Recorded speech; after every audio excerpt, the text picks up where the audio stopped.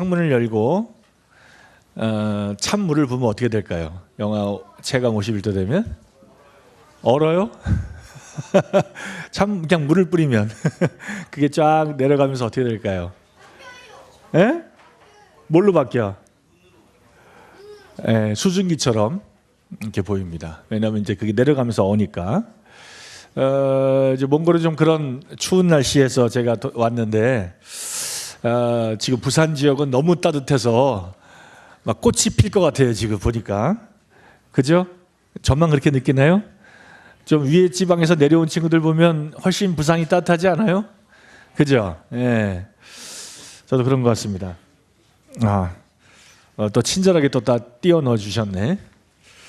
제가 간단히 저를 소개하면 지금 몽골에서 사역하고 있는 박수영 형제라고 합니다. 그리고 인덕원 교회에서 2009년도에 파송을 받고 저희 아내와 또 세 자녀가 함께 몽골에 가서 지금까지 사역을 하고 있는데 저희 자녀들은 이제 고등학교를 다 졸업하고 대학을 가야 되기 때문에 한국으로 다 나와 있습니다. 지금 3명 다 한동대에 다니고 있고 우리 막내가 우리 인덕원 교회 아이들 데리고 인솔에서 여기 지금 현재 내려와 있는데 여러분들을 보니까 왠지 다 제 아이들 같고 참 마음이 참 좋습니다. 왜냐하면 이 방학이라는 그런 좋은 황금 시간에 하나님 말씀을 드리려고 여기 와 있다는 여러분들의 눈동자를 보니까 제 마음에 참 감동이 되고 너무 기쁩니다.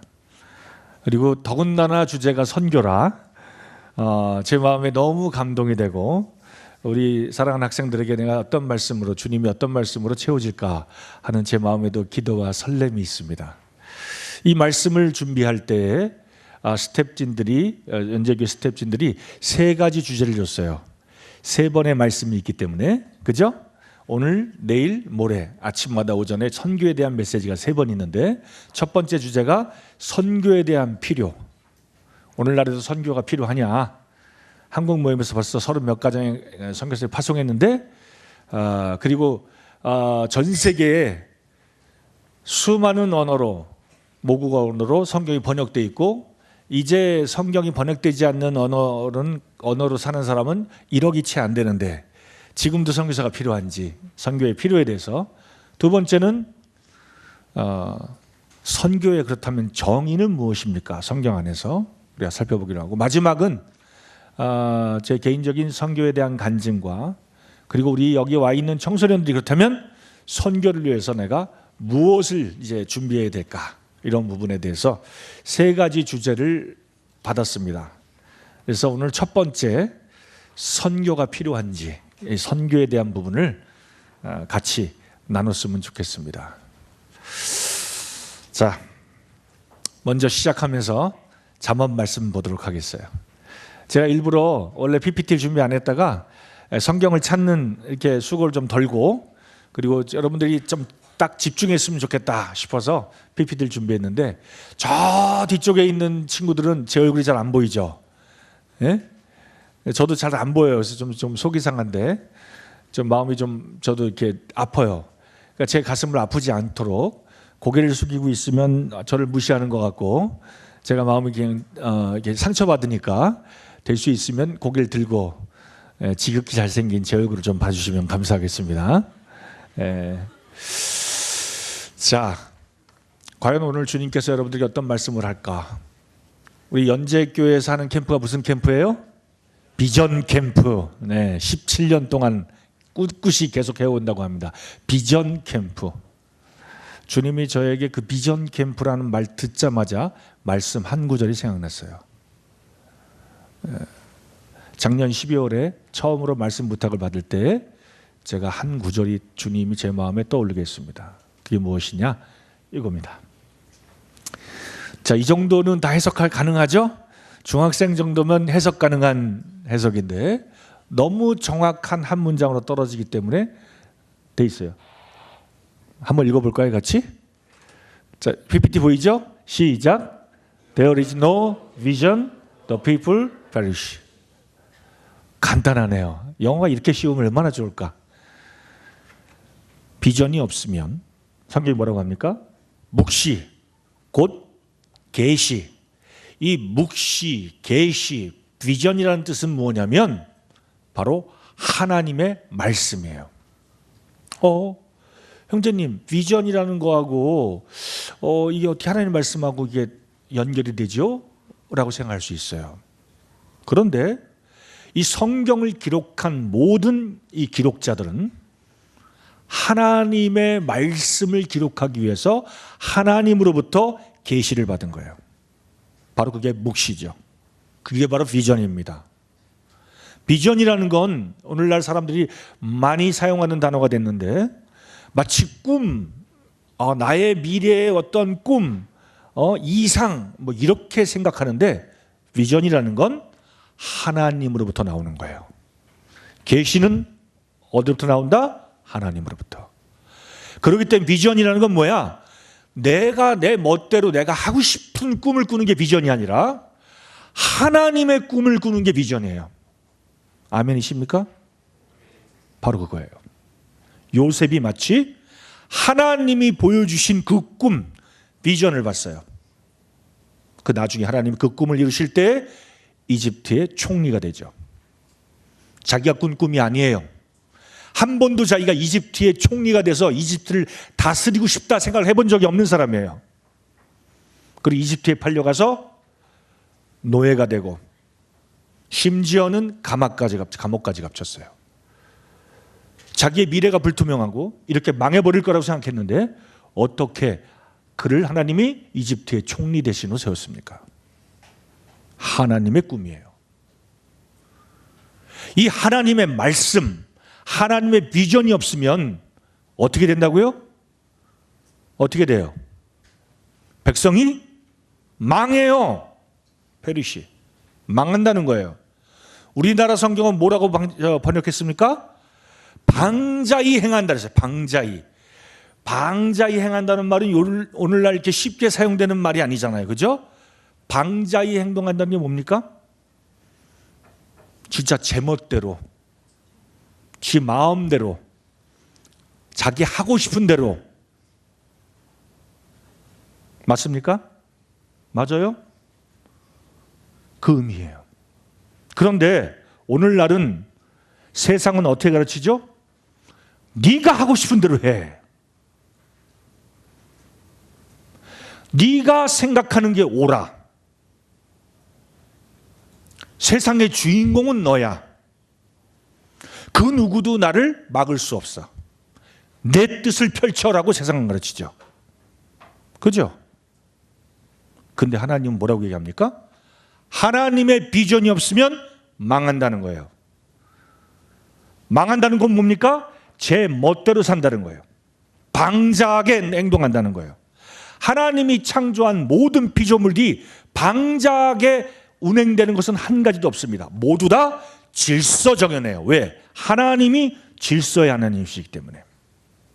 법칙대로, 하나님이 정하신 규칙대로 움직여요. 태양은 하나님이 정하신 곳 시간에 뜨죠.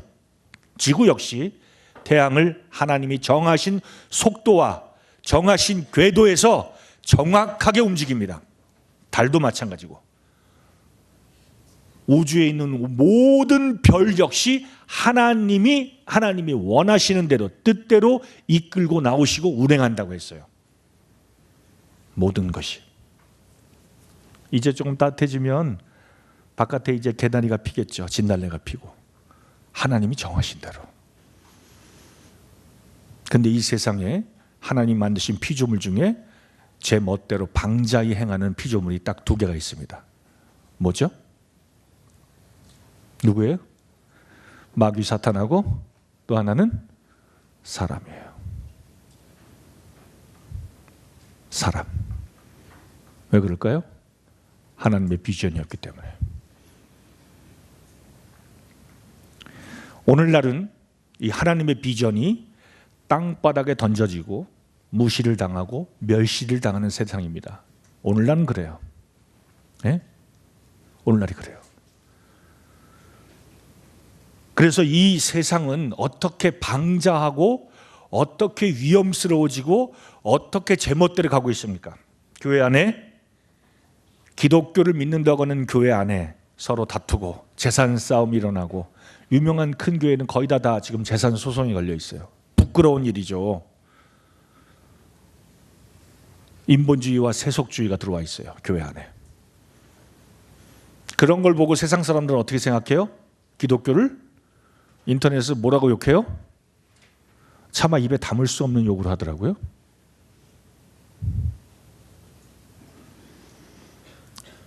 제가 얼마 전에 책을 한 권을 읽었을 때 그 책에서 뭐라고 얘기했냐면, 대한민국의 지금 현재 대학생들, 여러분들의 선배예요. 몇 살 더 많은 대학생들 설문조사를 했는데, 기독교인이 몇 프로인가 테스트해 보려고 종교 테스트란을 봤더니 3%가 나온대요. 대한민국이 지금.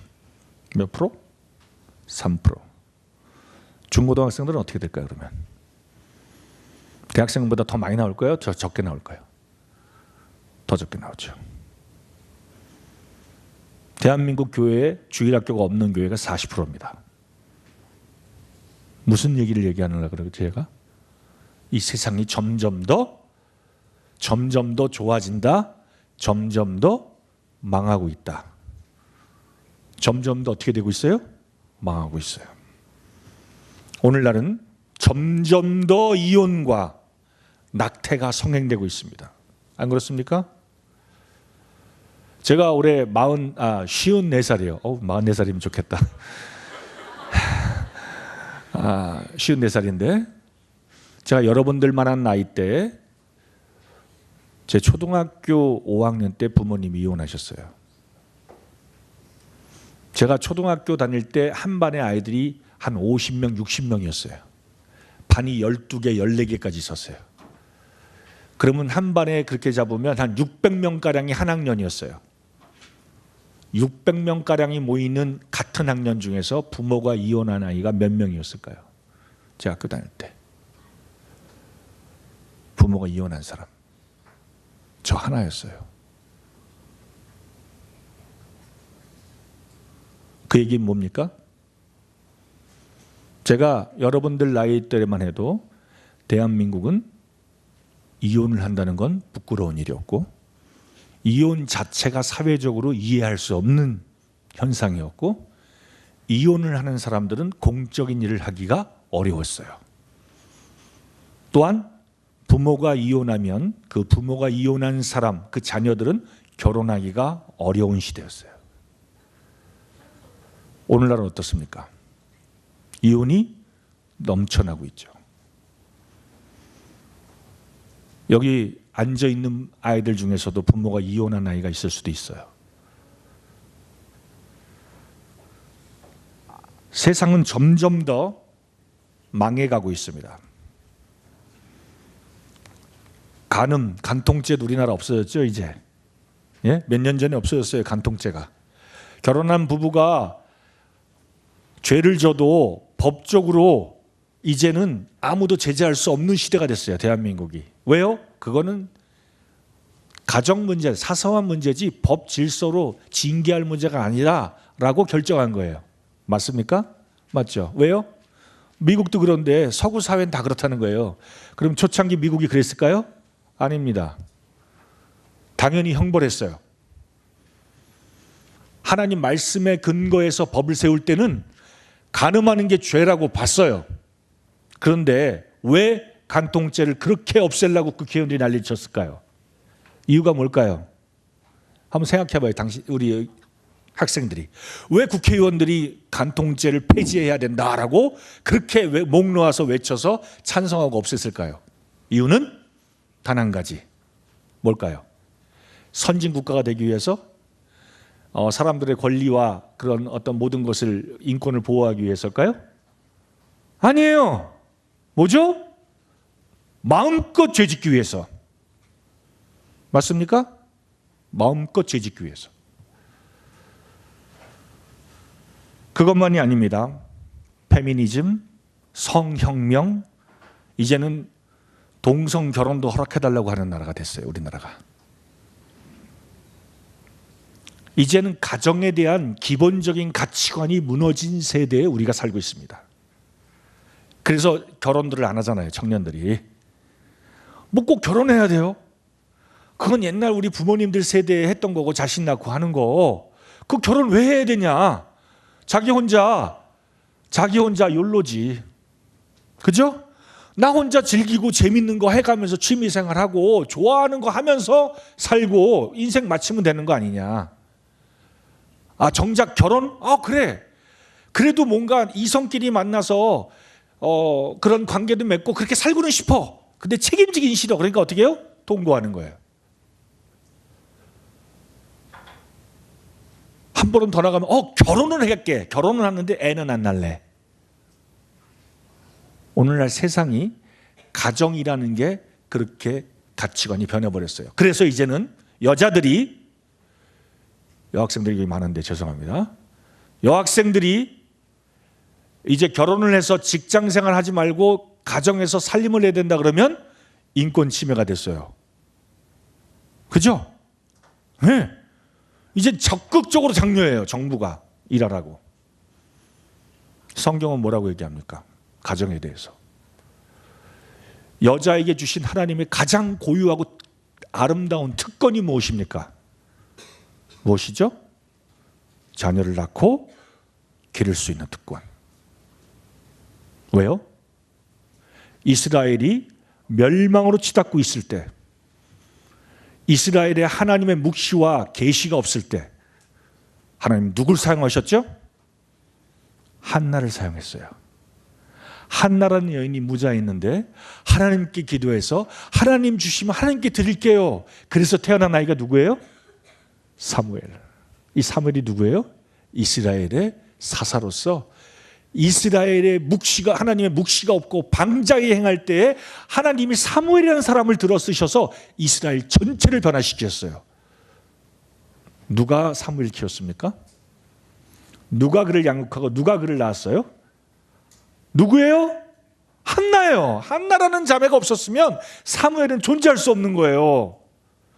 결국 그 한나라는 엄마가 하나님 주신 그 거룩한 특권과 그 아름다운 그 양육, 그 일을 순종했기 때문에 이스라엘 전체를 구원하는 사무엘이 태어난 거예요. 놀랍지 않아요? 여기 있는 학생들 대학 졸업하고 석박사 돼서 여학생들이 막 세상에 나가서 그 모든 것을 이루고 결혼은 좀 뒤로 미루고 그렇게 하고 싶습니까? 이런 얘기 하지 말라던데 우리 딸이 어디 가면. 네, 그런 사람도 필요해요. 정말 그렇게 똑똑하고 하나님이 그런 달란트를 준 사람은 공부도 많이 해야 되고 그렇게 일을 해야죠. 독신으로. 그러면 결혼하지 말아요. 왜? 결혼하면 그 남편도 불안해지고 그 자식도 불안해집니다. 그러려면 혼자 살아야 돼요. 자기 꿈을 펼치려면. 하나님은 최초의 아담과 하와를 창조하시고 하나님이 명령하신 게 있어요. 뭡니까? 이 세상에 생육하고 번성해라. 맞아요? 네, 생육하고 번성해야 돼요. 근데 이제는 결혼도 안 하려고 그러고 자식도 안 낳겠다는 거예요. 가정의 가치관이 바뀌고 있어요. 이제는 어떻게 해요? 남자끼리 결혼하고 여자끼리 결혼하고 합법적으로 해달라는 거예요. 이제 세상이. 하나님의 계시가, 묵시가, 하나님의 비전이 없어지면 백성들이 망합니다. 방자하게 살아버리는 거예요. 이제는 어떻게 됐죠? 절대적인 도덕 기준이 없어졌어요. 절대적인 도덕 기준이 없어졌어요. 제가 2년 전에 안식년 나왔을 때 TV 프로그램에서 공익 광고를 보고 깜짝 놀랐어요. 여러분도 한번 봤을 것 같아요. 어떤 공익 광고가 나왔냐면 너만 옳다고 주장하지 말라는 거예요. 함께 사는 사회, 모든 사람들의 생각이 자연스럽게 받아들여지는 사회. 이게 뭡니까? 공익 광고? 본 적 있어요 그런 거? 예? 누구를 무시하고 차별하는 거, 그런 거는 굉장히 나쁜 거예요 하면서 공익 광고 같은 거 나오죠, 그죠? 그건 뭘 얘기하는 거냐면 외국인 노동자나 어떤 여자들의 인권을 뭐 이런 거를 위해서 만든 그게 아니에요. 그 깊숙이 뭐가 있냐면 포스트 모더니즘 사상이 있습니다. 그건 뭐냐? 너도 옳고 나도 옳고 너도 다 모두 받아들여주지 않아. 그건 뭡니까? 다원주의고 포스트 모더니즘이에요. 그건 뭡니까? 다 옳다는 거예요. 반대 뒤집으면 뭐예요? 진리는 없다는 거예요. 오직 유일하신 하나님의 말씀, 비전, 이것에 대해서 공격하기 위해서 만들어낸 사단의 작품이에요. 진리 없다는 거.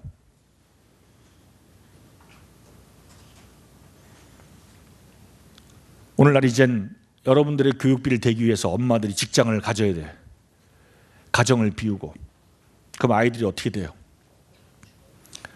추워요? 춥지. 엄마가 없는 가정은 추워.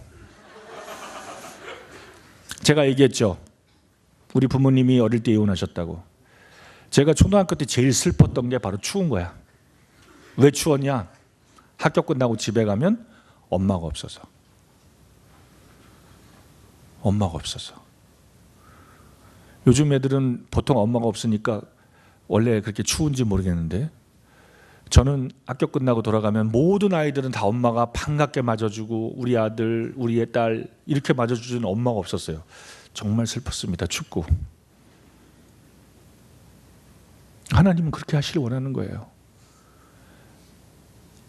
첫사람 아담의 아내 이름이 이와예요. 이와라는 뜻은 생명이라는 뜻이에요. 여자가 가정에 있어야 생명력이 일어나요. 아내가 있어야 할 자리, 엄마가 있어야 할 자리, 여자가 있어야 할 자리가 그 자리에 위치에 있어야 가정의 생명력이 넘치는 거예요. 근데 엄마가 직장 생활을 해요. 왜? 아이들 학비 때문에. 왜 학비 되려고 그래요? 사교육비? 훌륭한 대학 보내려고. 왜요? 좋은 직장 들어가서. 왜? 높은 연봉에 행복하게 살라고. 그게 뭐예요? 뭘 위해 사는 거예요? 육체를 위해 살게 하는 거예요. 육체를 위해서 잘 살아라는 거예요. 제가 대학 공부도 필요 없고 좋은 직장도 필요 없다는 얘기하는 게 절대로 아닙니다. 필요합니다. 그러나 목적이 뭐냐는 거예요. 좋은 대학 가고 좋은 직장 가지는 목적이 뭐냐는 거예요. 목적이. 단지 그냥 내가 여기서 이 세상에서 행복하게 내 꿈을 펼치면서 내가 하고 싶은 일 하고가 아니라, 그래서 오늘날 중고등부 아이들, 청소년 아이들의 가장 큰 관심사 키워드가 뭘까요? 하나님? 예수님? 성경? 이런 걸까요? 다 알죠? 뭐예요? 남자애들은 다 게임일 거야 아마. 최고의 관심사의 키워드. 여자애들은 뭘까요? 성형? 다이어트? 외모. 텔레비 틀면 요즘 맨날 뭐 나와요? 참 우리나라 텔레비 이해가 안 됩니다. 여기저기 틀어 다 먹방이야. 도대체 얼마나 더 먹고 얼마나 더 잘 먹길 원하는지, 얼마나 뜯어 고쳐서 얼마나 더 이뻐지길 원하는지. 여러분들의 생각과 사고를 정말 모든 세상 체계가 여러분들에게 정말 중요한 하나님의 비전보다는 세상적인 것들로 계속해서 유혹하고 이끌어가는 거예요. 안 그럴까요? 우리의 사고를 마취시키는 거예요. 여러분들 대학쯤 들어가면, 대학 들어가기 전에는 무조건 대학이잖아요. 그죠? 중고등부 애들은 오직. 근데 제가 예전에 10년 전에 몽골에 갔는데, 그 전에 제가 과천 살 때 한 15년 20년 전에 과천에 있는 엄마들은 유치원 때부터 대학까지 플랜이 다 있었어. 아마 요즘도 그럴걸요? 엄마들이 다 계획이 있어요. 어느 유치원 졸업하고 어느 초등학교 가면 어느 중학교 가고, 고등학교는 어디 외고를 가고, 어느 대학을 스카이를 간다. 그리고 뭐 유학을 어딜 갔다가 어떻게 플랜이 다 있어. 애에 대한.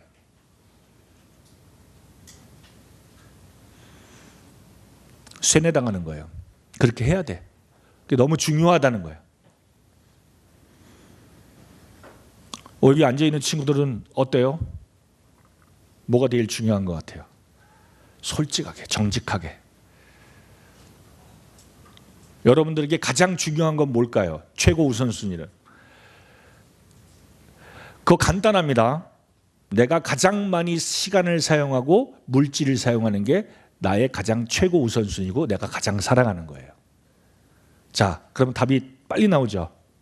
예? 여러분들이 가장 많은 시간과 가장 많은 물질, 용돈을 사용하는 그게 뭡니까? 네? 그게 바로 여러분들의 최고의 우선순위예요. 그게 바로 여러분들의 열정이고, 그게 바로 여러분들의 목표고, 여러분들이 그걸 위해서 인생의 의미를 두고 살아가고 있는 거예요.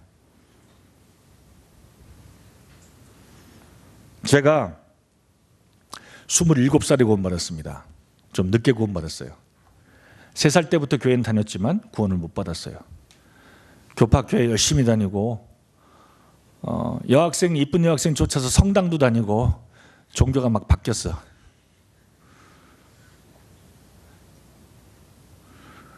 근데 27살에 예수님 만나고 그 갓 구원받은 그때에 제 마음의 인생관이 바뀌었어요.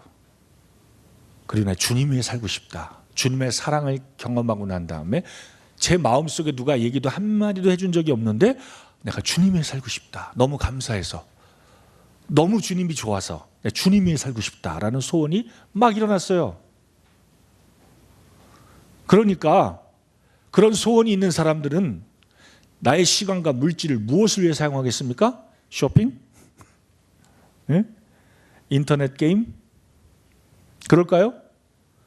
아니면 그 페이스북에서 그냥 수많은 SNS 세상 거기에 시간을 보낼까요? 만약에 거기에 시간을 쓴다면 그런 사람들은 그것이 자기 인생의 목적이고 의미인 거예요. 그래서 시간을 두는 거예요. 그래서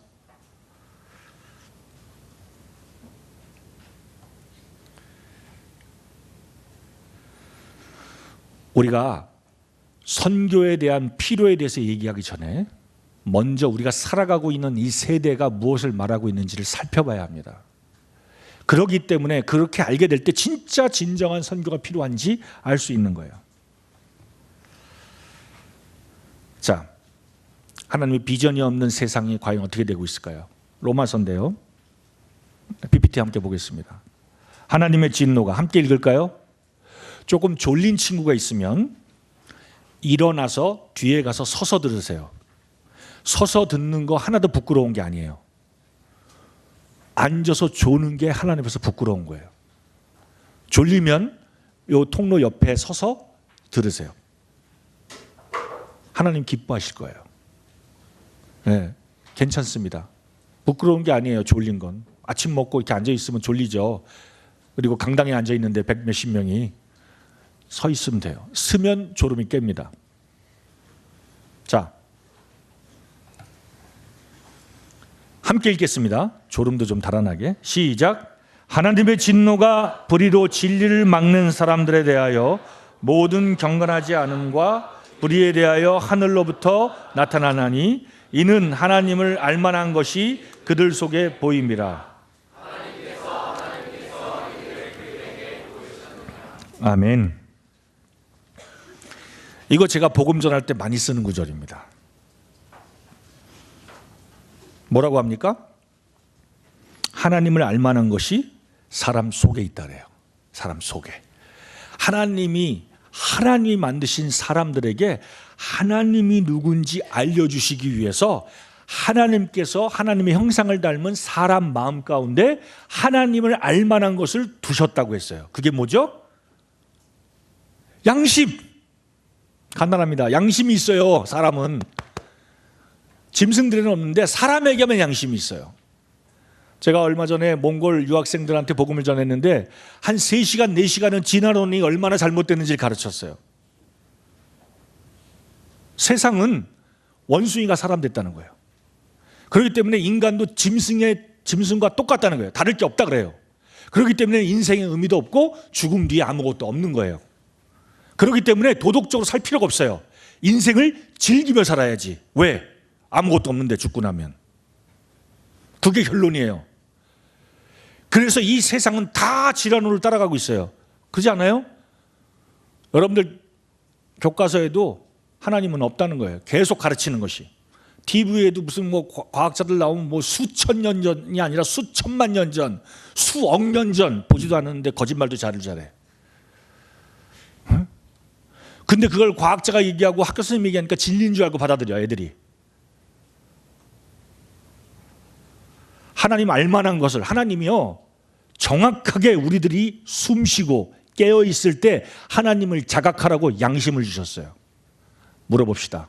아침에 눈을 떴어. 잠자기 전까지. 여러분들 범죄하면, 죄를 지면 마음이 어때요? 어때요? 담대하고 평안합니까? 어떻게 해요? 찝찝하고 괴로워요. 왜? 계속 양심이 찔르거든. 뭘 찔러? 너 그거 죄잖아 하고 찔러대거든요. 왜 하나님이 양심을 마음에 뒀다고요? 하나님 알려고 양심을 준 거예요. 계속해서 그 양심이, 도덕법이 내 마음을 찔러대는 거예요. 파스칼이, 그 유명한 철학자, 심리학자 파스칼이 뭐라고 얘기했냐? 자기는 하나님을 찬양한다는 거예요. 두 가지 때문에. 내 마음에 있는 도덕법과 하늘에 총총 떠 있는 별들을 위해서. 별들 때문에. 그 얘기는 뭡니까? 도덕법이라는 게 뭐예요? 양심이라는 거예요. 배우지 않았는데 계속해서 내 마음을 찔러대는 거예요. 우리 딸이 한 몇 년 전에 아빠한테 양심 선언을 했어요. 그게 뭐였냐면, 전 기억도 안 나는데 우리 애들이 뭐 5살 때인가 그랬대요, 우리 딸이.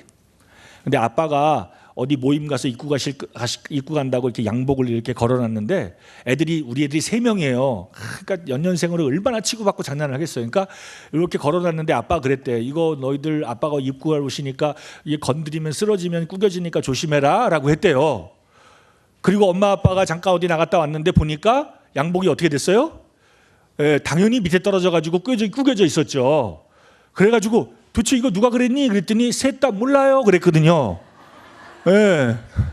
셋 다 몰라요 그런 거예요. 근데 이제 큰 녀석이, 제일 큰 은석이는 누굴 째려보고 있겠어요? 둘째 여동생을 째려보고, 둘째 마리는 막내 준석이를 쳐다보는 거예요. 그때 준석이는 이제 뭐 별로 말을 잘하는 때가 아닌 거야. 그러니까 형이나 누나가 자기를 몰면 변호할 수가 없지. 근데 얘가 몇 년 전에 아빠 그게 생각이 났어요 그러더라고. 그때 제가 그랬어요 라고.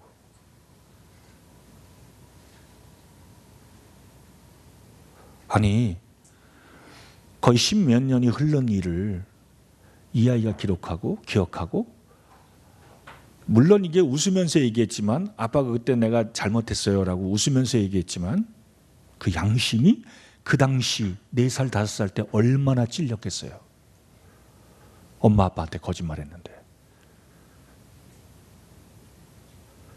한번 물어볼게요. 여기 앉아있는 친구들 양심 있습니까?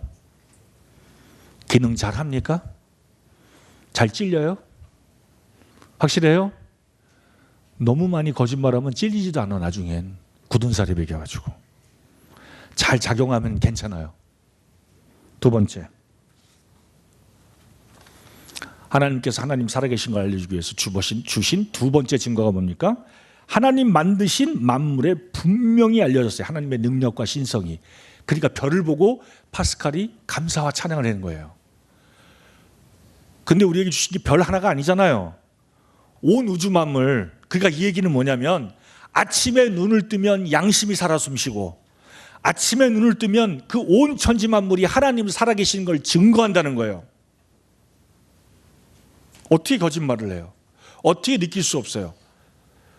그러기 때문에 하나님이 뭐라고 얘기합니까? 예? 그들이 그러므로 뭘 못한다고요?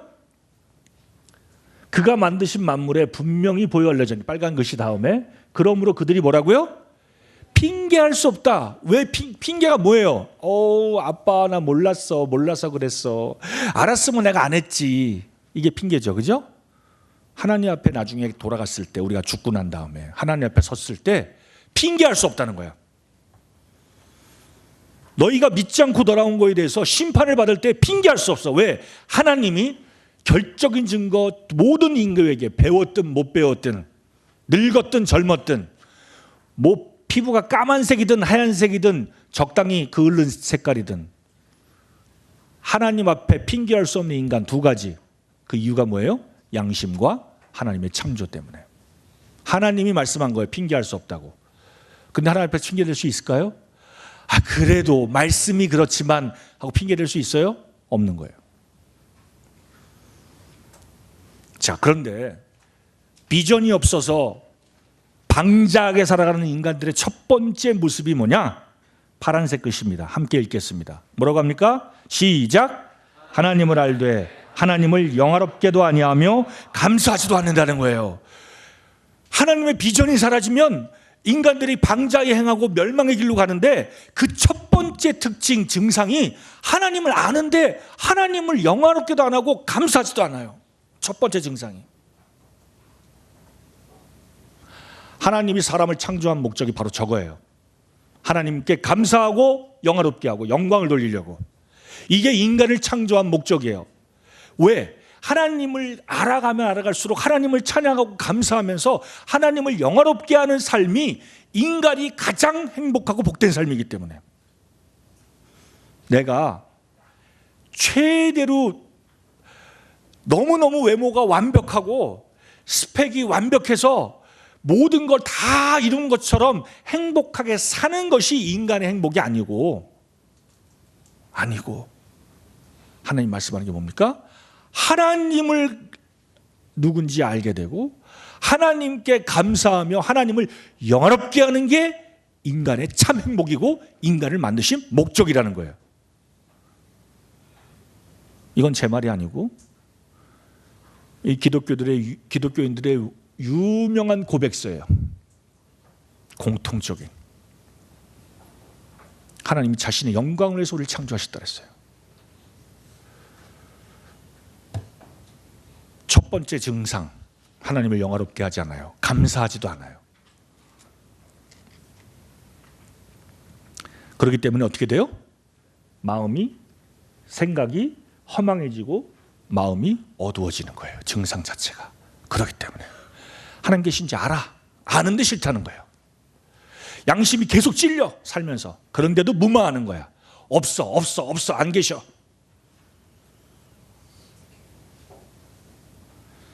그래서 유명한 요 근래에 한창 뜨는 진화론자가 어떤 표현을 만들고 막 그 표현 만들면 옷, 우리가 여기 욜로 이렇게 써놓은 것처럼 옷같이 옷도 해 입고 막 버스에다 갖다 붙이고 막 그 슬로건 해서 이 뭐예요? 이 현수막 달아놓고 그 진화론자들이 그렇게 하는데 아주 유명한 잘 나가는 진화론자가 뭐라고 했냐면 There is probably no God. 하나님은 아마도 없을 거야. 그러면서 그 다음 문장이 더 재밌어요. 그러니까 걱정하는 것을 멈춰라. 어머나. 그리고 인생을 즐겨라. 무슨 말인지 알아요? 진화론자들이 왜 진화론을 외치냐면 왜 하나님이 없다고 그렇게 주장하고 아무런 증거도 없는데 그렇게 억지를 부리냐면 하나님이 없으면 어떤 일이 벌어지냐? 걱정할 게 없는 거예요. 뭘 걱정하지 않아요? 심판을 안 걱정해요. 심판받을 일이 없어. 하나님이 없으니까. 창조주가 없으니까. 심판주도 없는 거야. 그러니까 인생을 즐기라는 거야. 걱정하는 거 멈추고 마음껏 살아라. 네 인생을 마음껏 즐겨라는 거예요. 어때요? 좋아요? 감사합니다. 이게 세상이 그렇게 따라간다는 거예요. 세상이. 두 번째 증상이 뭐죠? 로마서 1장 23절에 썩지 아니하는 하나님의 영광을 썩어질 사람, 새와 짐승, 기어다니는 동물 모양의 우상으로 바꿨다는 거야. 하나님의 영광을 썩어질 것으로 바꿔버렸다는 거야. 하나님의 비전이 사라지고 땅바닥에 처박고 하나님을 거절하는 인류의 두 번째 모습이 바로 하나님의 영광을 바꿔버렸어요. 그래서 뭐가요? 오늘날 한국에서는 뭘로 바꿨습니까? 하나님의 영광을? 유명한 대학, 스카이 가야 돼. 아니면 취직, 공무원 돼야지. 공무원. 전 세계에 이렇게 공무원 시험에 이렇게 많이 몰리는 나라가 대한민국 하나예요. 왜? 철밥통이니까. 한 번 들어가면 잘릴 일이 없어. 큰 실수 안 하면. 대기업은 처음엔 좋은데 나중엔 잘려. 그러니까 대한민국 젊은이들이 공무원 되려고 생난리를 치잖아요. 썩어질 영광, 하나님의 영광을 모르니까, 그 비전이 없으니까 썩어질 영광을 위해서 그냥 열정을 다하는 거야. 막 3년, 4년, 5년 재수하고 나중에 힘들면 자살하고.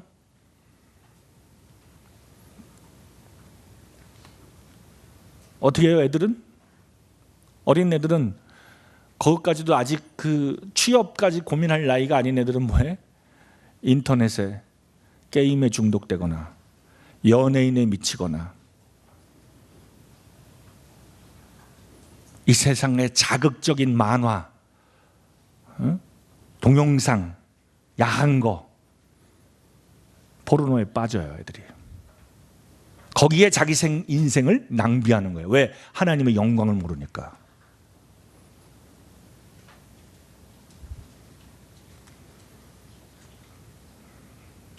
썩어질 것으로 바꿔버립니다. 왜요? 하나님의 비전을 잃어버렸기 때문에. 세 번째가 뭐예요? 세 번째 증상이 함께 읽겠습니다. 시작. 이는 그들이 하나님의 진리를 거짓 것으로 바꾸어 피조물을 조물주보다 더 경배하고 섬김이라. 주는 곧 영원히 찬송하실 분인데 그들이 하나님의 진리를 거짓 것으로 바꿀 뿐만 아니라 피조물을 조물주보다 더 경배하는 거예요. 그래서 이제는 전 세상에 미쳐서 하나님이 이제 없으니까 진리를 거짓 것으로 바꾸니까 사람이 제일 중요한 거예요. 인권에 미쳐요, 우리나라가 이제. 인권. 전 세계가 막 그래요. 권리.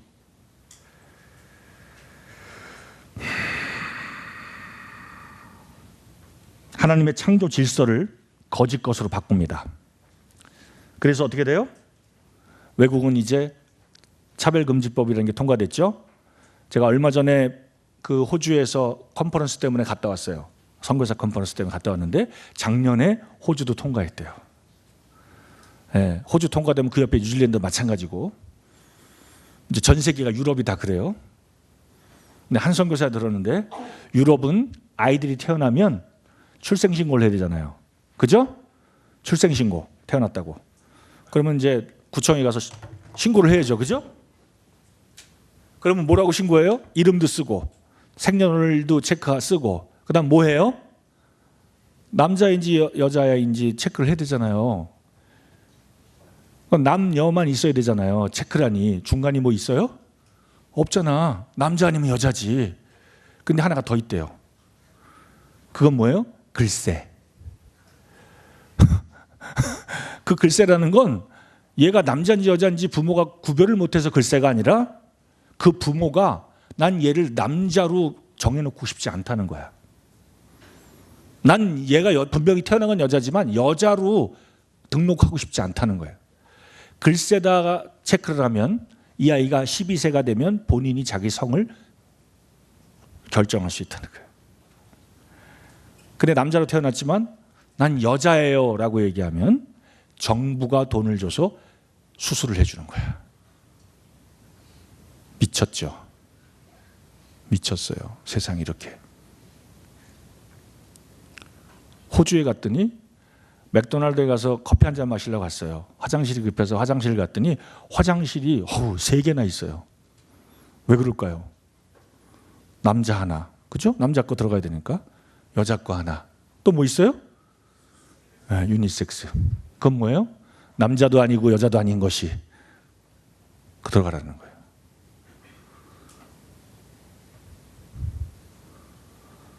세상이요, 하나님의 진리를 바꿔버리면 뭐가 진리인지를 모르기 때문에 마음이 허망해지고 나중에는 거짓인데도 불구하고 이게 진짜인가? 헷갈리기 시작하는 거예요. 그리고 그걸 쫓아가요.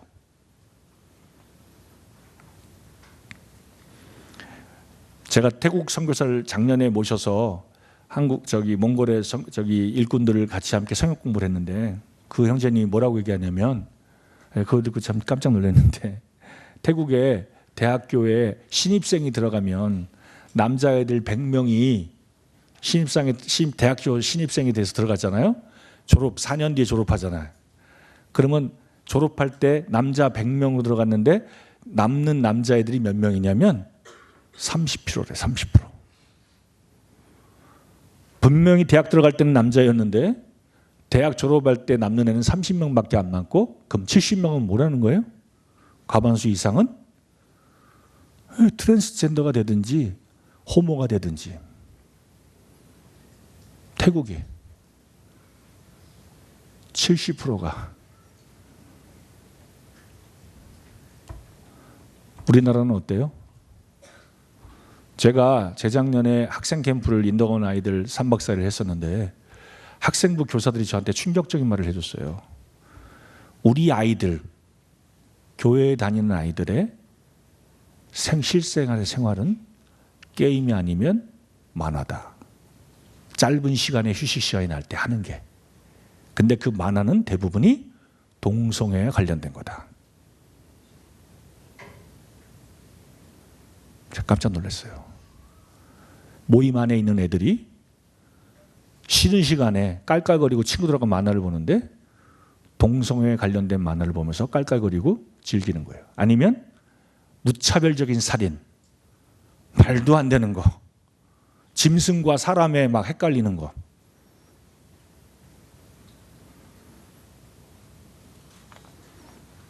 미국의 신부, 천주교 신부 40%가 호모라고 합니다.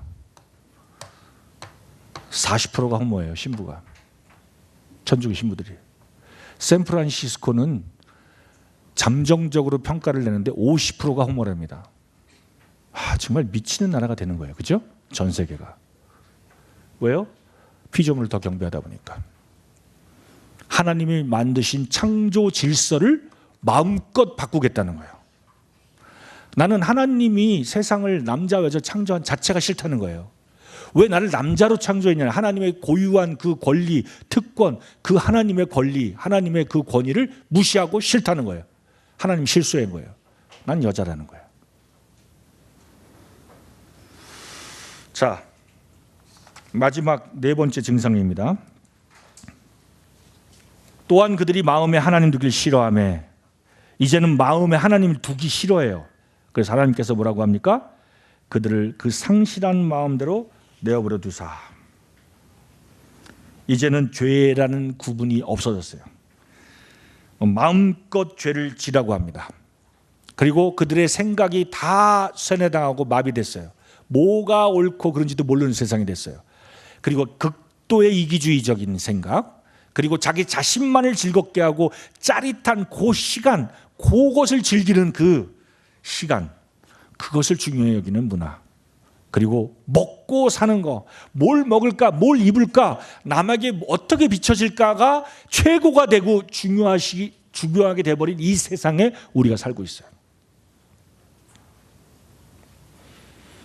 한국은 자료조차 없습니다. 한국은. 근데요, 미국의 자료를 뒤져보니까 청소년들, 미국에 있는 청소년들이 하루에 10대 아이들이 1000명 아이가 임신한답니다. 하루에. 매일같이 벌어지는 일이에요. 10대 여자아이 1000명이 임신을 하고 있어요. 이건 15년 정도의 통계니까 더 될 수도 있어요. 여자아이들, 청소년 매일같이 1000명이 임신하고 있어요. 그리고 청소년 아이들 6명이 목숨을 끊고 있어요. 자살하고. 왜 그럴까요?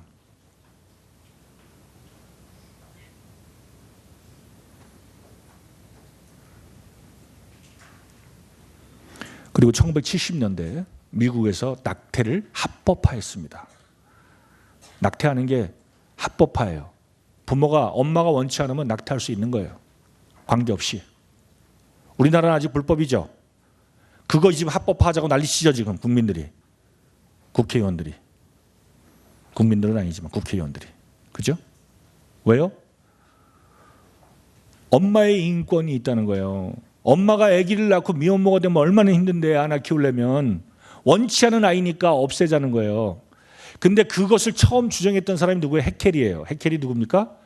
유전자 처음에 시작하는 그 태아, 그 시작하는 그게 다 짐승들이나 뭐 사람이나 다 똑같다고 사건 조작했던 친구잖아요. 어릴 때 여러분들 다 그 학교 생물 시간에 그런 거 사진 봤을 텐데, 그죠? 도룡뇽이든 사람이든 태아의 그 모습이 다 똑같다. 다 거짓말이잖아요. 그거 조작했고. 그러니까 그 해켈이 뭐라고 얘기했어요? 우리가 낙태하는 건 사람이 아니다. 개구리나 도룡뇽이라는 거예요. 알. 왜? 똑같이 생겼으니까. 사진을 조작해 놓고 사람과 도룡뇽, 물고기의 분명히 태아의 모습이 다른데 똑같이 조작해 놓고, 그러기 때문에 아기를 지우는 게 아니고 그냥 짐승, 이 알을 지우는 거다 그랬어요. 그래서 합법화됐잖아요, 미국이. 1970년대 합법화되고 나서 오늘날까지 정식으로 집계돼서 아이를 낙태시킨 숫자가 얼마냐면 대한민국의 인구예요. 미국 한 나라에서만. 미국 한 나라에서만. 그러면 전 세계면 얼마나 될까요? 네? 전 세계면. 이건 1차 대전, 2차 대전에 죽은 거 비교가 안 돼요. 마약 중독으로 죽고 살인으로 죽고의 비교가 안 되는 거예요. 교통사고로 죽고 비교가 안 되는 거예요.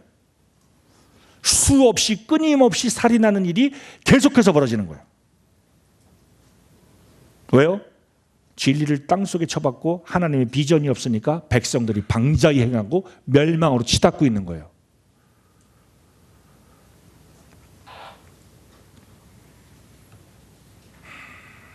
미국에 토막살인하는 그 심각한 범죄자의 70%가 동성애자랍니다. 뭘 얘기하는 거예요? 동성애자들이 착한 사람들이에요? 네?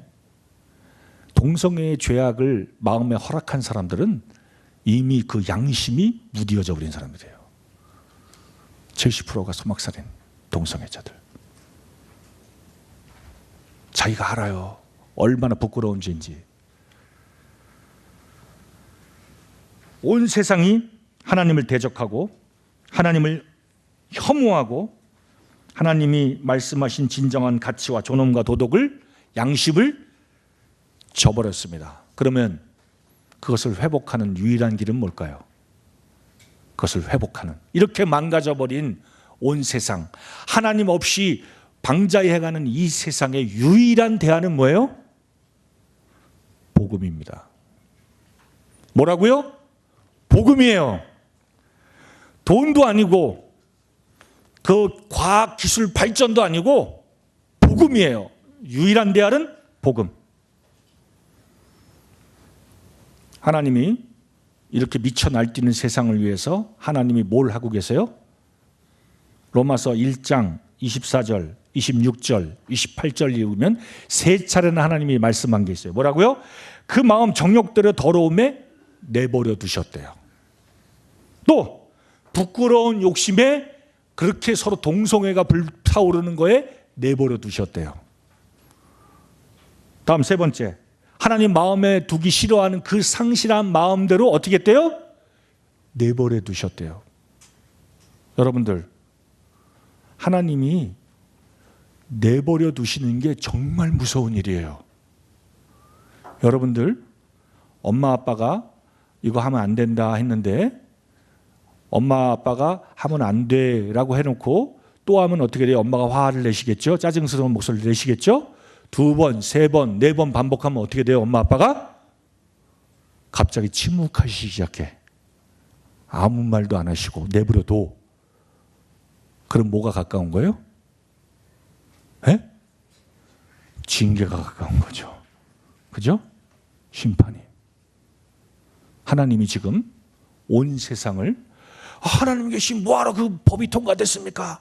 하나님이 됐으면 그 수많은 아이들이 낙태될 때 하나님 뭐 했어요?가 아니라 하나님이 내버려 두시는 거예요. 왜요? 이제 하나님이 심판의 칼을 내려놓으시고, 이제 하나님이 심판하실 때가 가까이 오니까.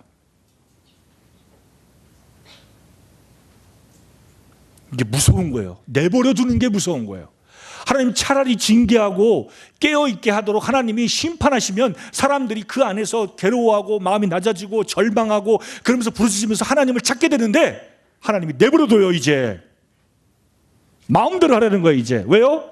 더 이상 너희들에게 기대할 게 없고 소망할 게 없다는 거예요. 내버려 두시는 거예요. 두렵지 않습니까?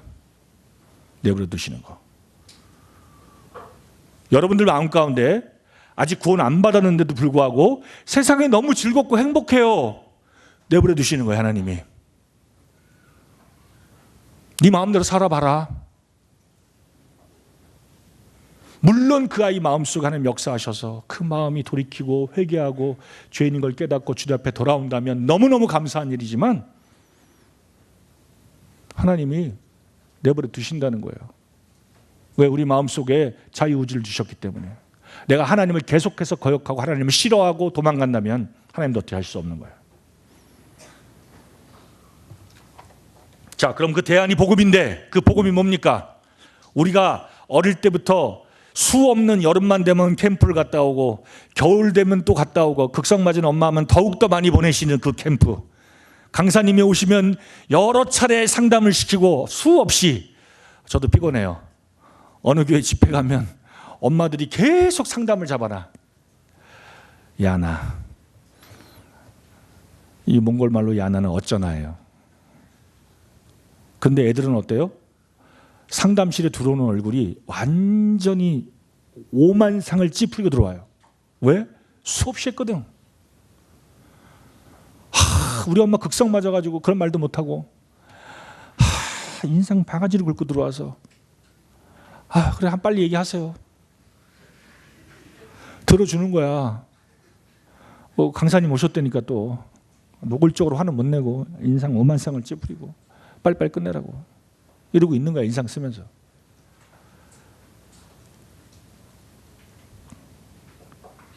그래서 난 복음 안 전해요. 그러면 그냥 너 사는 거 재밌지? 재밌대. 너 여기 들어오기 싫은데 억지로 들어왔지? 맞대. 그래, 그럼 나가서 신나게 놀아라. 내가 엄마한테 얘기 안 할게. 그래도 돼요? 돼. 마음대로 살아. 근데 나가기 전에 전도서 한 말씀 하나만 읽고 가. 네? 전도서 말씀이 뭐라 그래요? 청년들 즐거워하고 마음껏 놀라고. 근데 심판하신 하나님을 기억하라고. 요거 하나만 읽고 가.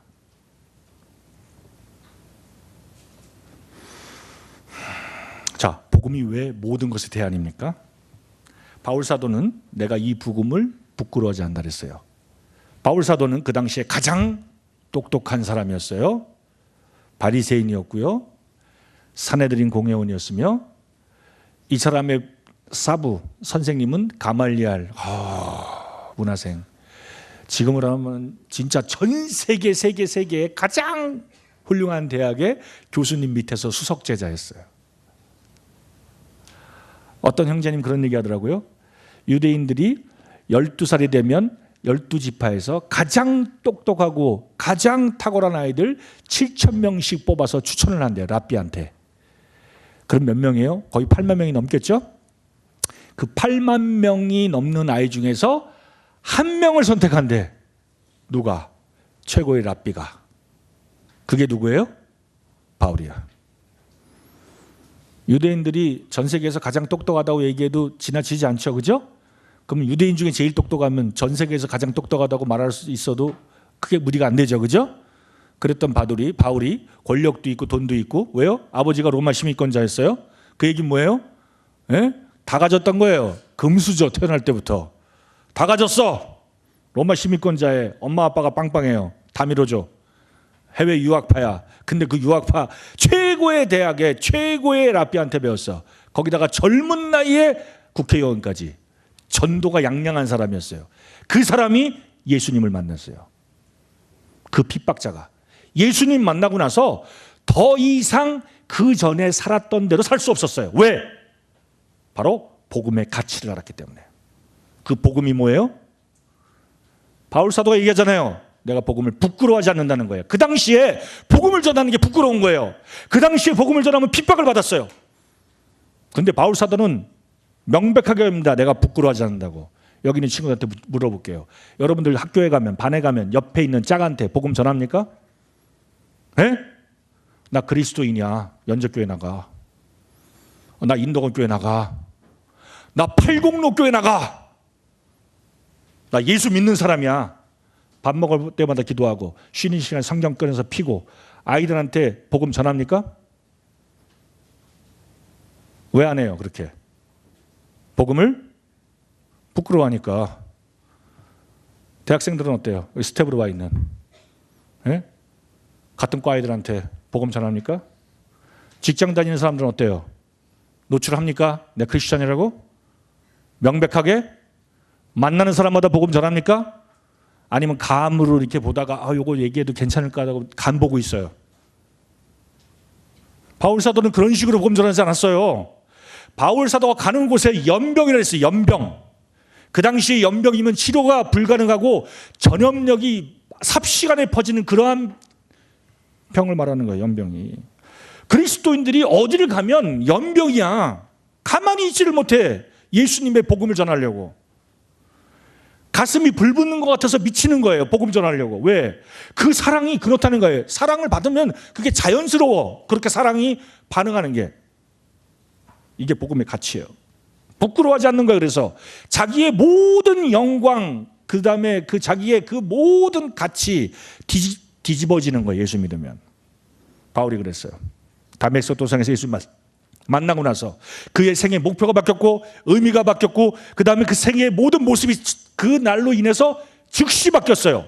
예수 믿은 사람 핍박했다가 예수님은 하나님의 아들이고 메시아다 그리스도라고 증거하기 시작했단 말이에요. 바로. 부끄러워하지 않고. 그가 전했던 건 그렇게 이스라엘 땅 시골이나 그런 촌구석이 아니라 그 당시에 가장 발전한 유럽 소아시아 지역에 가서 그 우상이 넘치고 그렇게 똑똑하다는 철학자들이 많은 그리스에 가서 아테네에 가서 부끄러워하지 않고 복음을 전했단 말이야. 돌로 몇 번 침을 당했습니까? 바울이 들은 복음이 우리하고 다른 거 있어요? 물어봅시다. 초대교회에 들었던 성도들이 들었던 복음, 이 복음 우리가 들은 거하고 뭐가 달라요? 달라요? 달라요? 똑같죠? 근데 왜 반응이 달라요? 같은 복음, 같은 예수, 같은 이 성령님이 우리 안에 오시는데 왜 나타나는 형상이 다르냐는 거예요. 우리가 자문해 봐야 돼요. 복음 부끄러워하지 않나 내가? 이 복음은 모든 믿는 자에게 구원을 주시는 뭐라 그랬어요? 하나님의 능력이라 했어요. 믿는 자에게, 모든 믿는 자에게. 그래서 유대인 그리고 헬라인. 유대인, 헬라인. 우리는 어디예요? 한국 사람? 예? 우리는 헬라인이죠. 왜요? 바울 사도같이 유대인들의 가치관으로 보면 유대인 아니면 헬라인이야. 모든 세상 사람은. 우리가 이방인이기 때문에. 상관없다는 거예요. 유대인이든 이방인이든 그 복음을 믿기만 하면 구원받는다는 거예요. 이게 하나님의 능력. 이 능력이란 말은 헬라어로 두나미스예요. 두나미스의 어원은 다이나마이트가 나중에 발전됩니다. 다이나마이트. 다이나마이트 요즘은 시행 게 아니에요. 요즘 뭐 핵으로 막 난리치니까 아마 그 당시에 핵이라는 물질이 발견됐으면 아마 복음이 핵 이런 걸로 번역됐을지도 몰라요. 가장 강력한 거였으니까. 그런데 로마서 1장에 보게 되면 이 복음에 대해서 이 능력이라는 말을 하기 위해서 두 가지를 얘기해요. 두 가지를. 두 가지가 뭐냐? 능력이 1장 4절에 보게 되면 부활의 능력, 20절에 보면 창조의 능력합니다. 1장의 능력이란 말이 세 번 나오는데 하나는 부활의 능력이고 하나는 창조의 능력인데 이 복음의 능력이 바로 같은 어원이에요. 그럼 뭐예요? 이 복음 안에는 하나님의 능력이 들어있는데 그 능력은 뭐예요? 죽은 자를 살려내는 능력이요. 하나님 말씀으로 세상을 창조하는 그 창조의 능력이 복음 안에 들어있다는 거예요. 자, 이 복음이 뭡니까? 바로 이 복음 안에 죽은 자를 살려내는 능력뿐만 아니라 이 세상을 창조하신 하나님의 어마어마한 이 창조주의 능력이 복음 안에 있다는 거예요. 그래서 이걸 믿는 자는 구원받는다는 거예요. 말씀 이제 1시간 정도 하니까 굉장히 졸린 친구들이 생기는데 졸리면 서 있어야 돼요. 누가 뭐라 안 한다. 이제 중요한 부분을 얘기하는 거예요. 왜 선교가 필요한지. 그래서 앞에 거는 여러분들 마음이 이 세상이 어떤 건지 알려주기 위해서 진짜 이 복음의 가치 그리고 진짜 선교가 필요하나 오늘날에도 그 얘기를 하기 위해서 제가 여태까지 지금 밑밥을 깐 겁니다. 여러분들한테. 알겠어요? 자, 이 능력, 하나님의 능력, 하나님의 능력으로 역사되면서 사람이 변화되는 거예요. 바울 사도가 그랬던 것처럼 저 역시 고주망태였고 알코올 중독자였어요. 예수 믿고 변화된 거예요. 우리 울란바토르 말고 몽골에 시골에 있는 모임에 한 형제님이 계시는데 지금 장로를 보시는데 그 형제님이 예전에 회계사였는데 공산주의가 무너지고 나서 직장이 없어지는 바람에 마음에 상심이 오는 바람에 그 다음부터 보드카를 드시기 위해서 알코올 중독자가 됐어요. 등치가 이만해요. 제 손에 한 3배가 돼요. 굵기가. 곰 같아요. 곰. 그 형제님 악수하면 제 손이 너무 부끄러워요. 조그매가지고 애기 손 같아요. 영하 30도 40도에 장갑을 안 끼죠. 왜요? 손가락이 굵으니까. 이 피부가 굵나 봐요. 두꺼운가 봐. 추위를 못 느끼시는 것 같아요. 그 형제님이 술을 드시면 어떻게 될까요? 등치가 이만한데 술 한잔 드시면 몽골 분들 장난 아니거든요. 아버지도 몰라 봐요. 제가 진짜 봤어요. 골목에서 부자간에 치고받고 싸우는 거. 웬만하면 아버지가 자식 그렇게 웬만하면 자식이 아버지랑 이렇게 난투고 안 벌리잖아요. 거긴 그래요. 술 먹고 부자간에 막 치고받고. 여러 번 봤어요. 운전하다가 이렇게 누가 안 비켜주잖아요. 한 1분 기다려. 1분. 근데 이 째려보고 서로 비켜줄 거 아닐 것 같으면 한국 사람들 어떻게 해요? 아우 그냥 내려가지고 이러잖아요. 그죠? 말로만 막 에? 야 말로 그냥. 몽골 분들은 주먹 쓸 때 말 안 합니다. 바로 후다닥 날리고 있어요. 이 속마음을 감추지 못하는 분들이에요. 근데 그분이 그래서 별명이 뭐냐면 미친 개야. 몽골 개들 굉장히 커요. 그리고 사람들이 개를 너무 무서워해요. 왜냐하면 사람들 자꾸 무니까 개가 밥을 잘 안 줘가지고. 길거리에도 막 개들이 막 널려다녀요. 굉장히 큰 개들이 왔다 갔다 해요. 그리고 옆에 가면 막 으르렁거리고 굉장히 싸나워요. 미친 개야. 왜요? 술 먹으면 그 울분이 올라오는 거야. 공산주의가 무너지는 거. 그래서 내 직장을 잃어버린 거. 그 술로 해결하려다 보니까 술이 취하면 그 큰 몸집 있는 사람이 화가 나면 뭐가 되겠어요? 눈에 걸리면 다 그냥 다 패버리는 거지. 그러니까 그 형제님이 나타나서 약간 비틀거리는 게 보이면 다 어떻게 해요? 꽁지 빠지겠다 오늘 도망가는 거예요. 근데 그분이 복음을 들었어요. 그리고 그분이 구원을 받았어요. 그 술주정뱅이 분이 구원받고 삶이 변한 거예요. 주변 사람들이 저 사람이 하루 술 안 먹을 때는 에이 또 먹겠지. 그 다음 날은 먹을 거야. 사람이 변한 거야. 젠틀해지고 그 입에서 예수님을 얘기하고 이웃들이 놀라는 거예요. 이 사람이 왜 그렇게 됐지? 저 사람이 변화된 게 뭘까? 복음의 능력인 거예요. 1년 뒤에 그 도의 도지사께서 선한 그 사람들한테 주는 거 있잖아요. 공로상 이런 거 받으셨어. 미친 개인데 원래 닉네임이 미친 개셨는데 선한 공로 도대체 뭘 했는지 모르지만 변화된 거예요. 상을 받으셨어요. 그분 교회 장로를 하셔요. 지금 누가 그렇게 변화시켰어요? 누가? 복음이. 이 복음이 그런 능력이 있는 거예요. 죽은 자를 살리고 하나님 창조하는 능력이 복음 안에 있는 거야. 근데 어떻게 맨날 여름에 들으면 구원받는데 조금 지나면 심해지고 그 복음 똑같은 복음 들으는데 왜 분명한 확신이 안 일어나냐? 이유가 있죠. 그건 복음 강사님이 잘 설명해 줄 거예요. 자, 17절. 복음에는 뭐라고요? 하나님의 의의가 나타나서 의의가 나타나요. 하나님의 공의가 나타난단 말이에요. 의로운 하나님의 의의가 복음 안에 숨겨져 있어요. 십자가 안에. 제가 제일 싫어한다기 뭐하지만 껄끄러운 찬양이 있어요. 그게 뭐예요? 뭐냐면 당신은 사랑받기 위해 태어난 사람. 나 그거 들으면 제일 껄끄러워요. 왜냐하면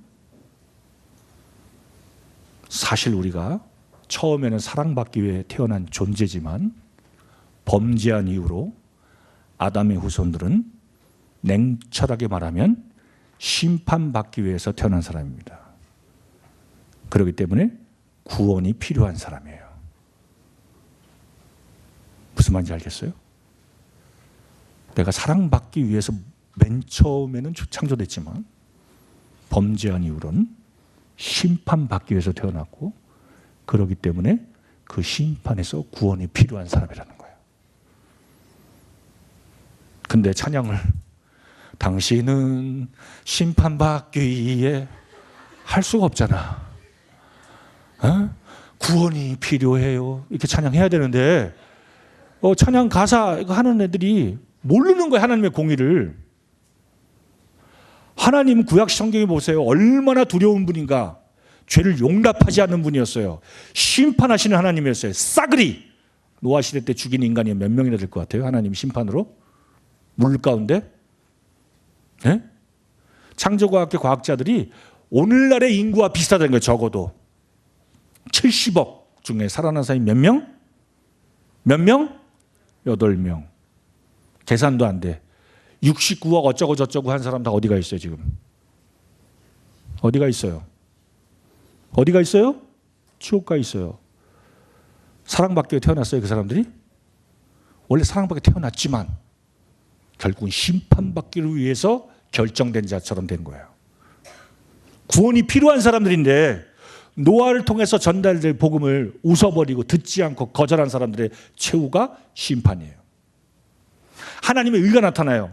복음은요, 하나님 좋은 분이에요, 믿으세요, 행복해져요, 모든 게 다 형통해요가 아니라, 복음을 듣기 위해서는 심판에 내가 나락으로 떨어지고 뭐예요?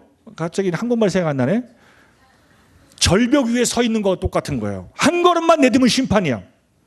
영원한 심판에 내가 떨어져 있고 내가 어떤 사람인지 아는 것이 복음의 출발이야. 그렇기 때문에 복음을 듣게 되면, 진정한 복음을 듣게 되면 사람이 두 가지 방향에 나타납니다. 막 핍박하든지, 그리고 놀랍게 받아들이든지. 그냥 이거도 저거도 아니에요. 받으면 좋고 아니면 아니고 아니라는 거예요. 복음은 이렇게 모든 걸 갈라놔 버리는 거예요. 사람을 분리합니다. 심판을 얘기하기 때문에, 죄를 얘기하기 때문에, 하나님의 거룩하신 공의를 얘기하기 때문에, 이 죄는, 이 복음은 명백하게 갈라놓는 거예요, 사람을.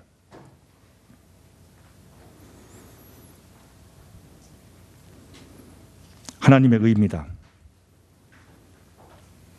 이 얘기는 조금 뒤에 내가 하겠습니다. 세 번째, 복음에는 하나님의 진노가. 첫 번째 뭐예요? 하나님의 능력. 두 번째는 뭐예요? 하나님의 의.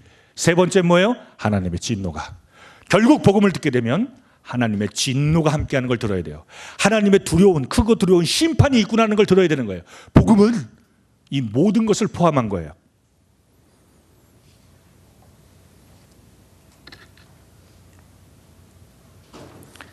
그래서 대안이 뭡니까?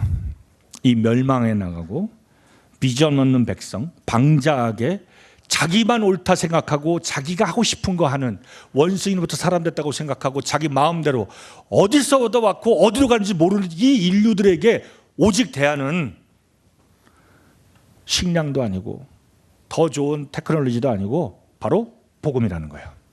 그런데 하나님께서 뭐라고 얘기합니까? 로마서 10장 14, 15절 같이 읽겠습니다. 시작. 그런즉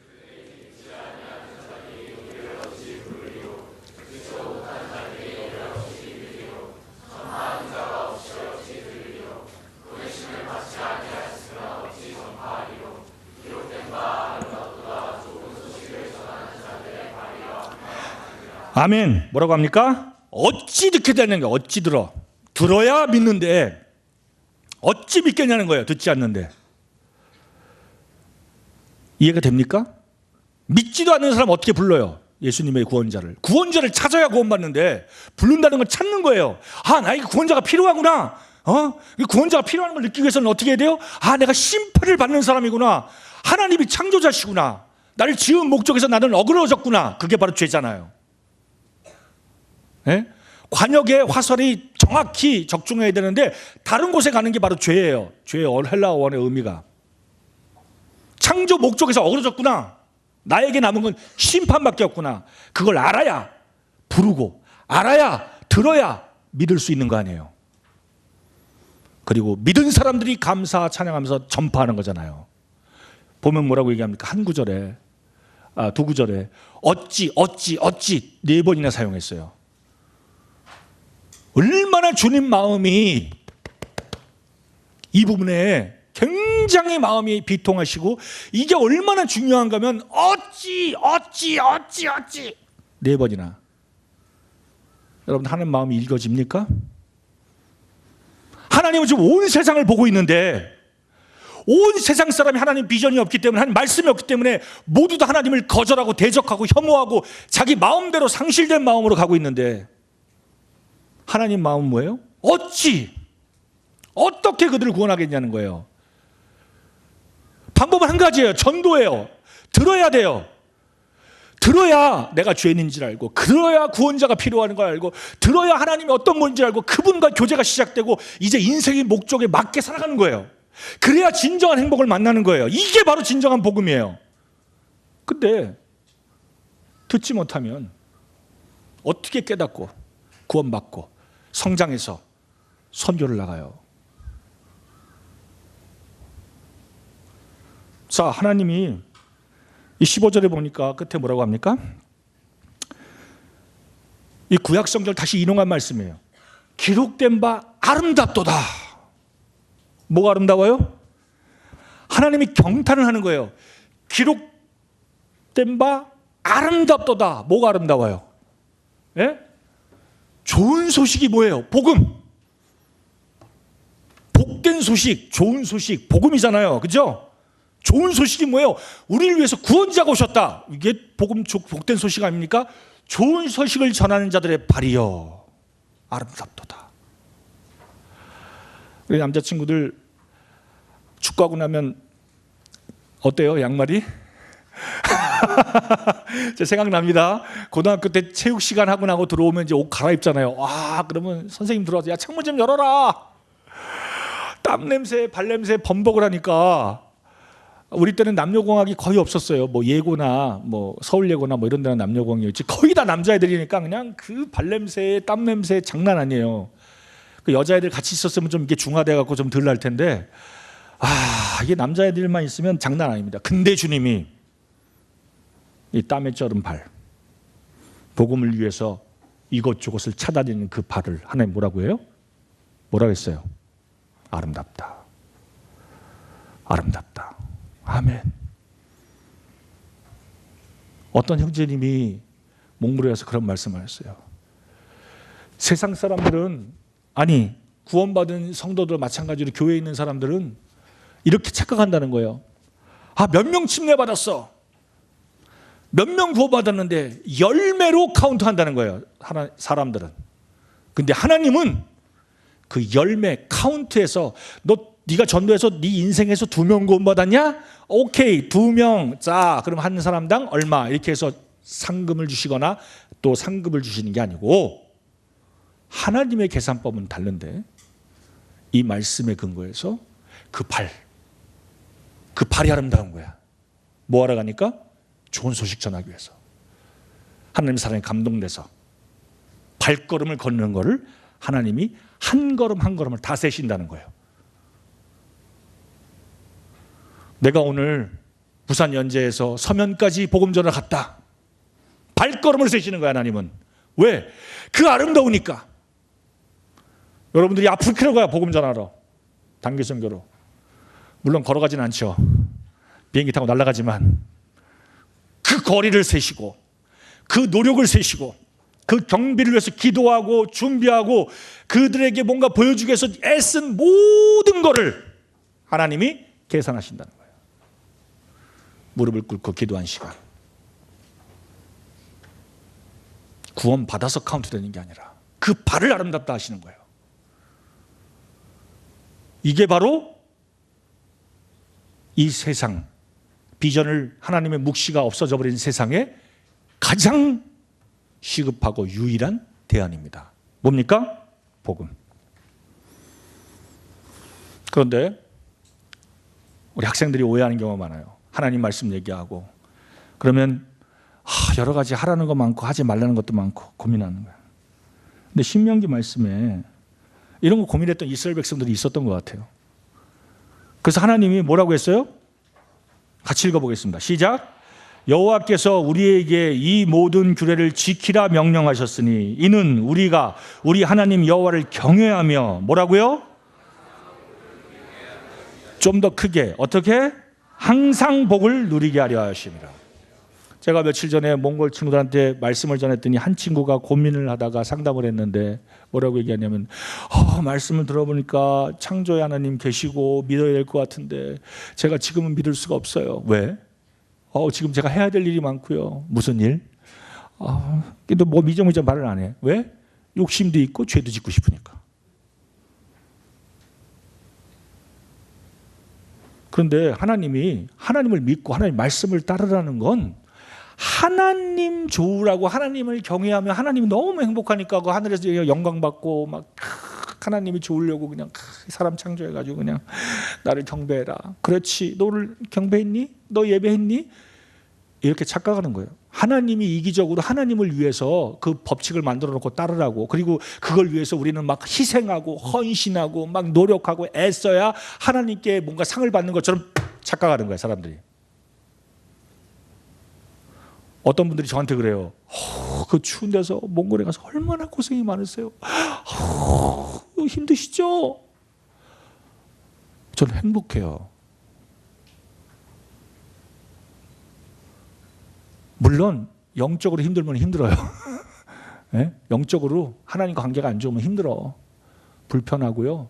몽골 사람들 막 다 꼴보기 싫고, 저도 그래요. 선교사지만 막 짜증나고, 막 하나님한테 기도할 때 하나님 벼락을 한번 때려주시죠, 저쪽에. 그런 마음이 간절해요. 너무너무 막 싫고 막 짜증나고 사람 만나기가 싫고 집에서 나가기 싫고 그럴 때도 있어요. 없는 게 아니에요. 그런데 내가 다시 주님 앞에 서면 너무 감사하고 너무 행복해요. 이거는 헌신이 아니고 희생이 아니에요. 행복해요. 왜요? 하나님의 뜻을 쫓아 살아가는 순종하는 삶이, 여기 뭐라고 얘기해요? 어떻게 복을 누린다고요? 어떻게? 가끔가다? 때때로? 어떻게 해요? 항상. 내가 하나님 말씀을 순종하고 따라가면요, 항상 행복해요. 복이 따라다니는 거예요. 아멘입니까? 하나님이 그래서 하나님 말씀을 순종하라는 거예요. 복을 주려고 우리한테. 근데 사탄은 그 방법 말고 네가 복을 찾으라는 거야. 글로 가면 네가 하고 싶은 거 다 못해. 야, 교회 가봐. 맨날 형제님 이것도 하지 뭐 저것도 못하고 엄마 이렇게 하고 막 뭐 못하는 게 천지야. 그러니까 예수 믿는 게 마치 무슨 짐 짓는 것 같고 종교생활에 너무 힘들고 이것도 저것도 못하게 하고 웃기는 거예요. 그게 완전히 속아가지고 마귀한테. 항상 복을 누리게 하라는 거야. 항상.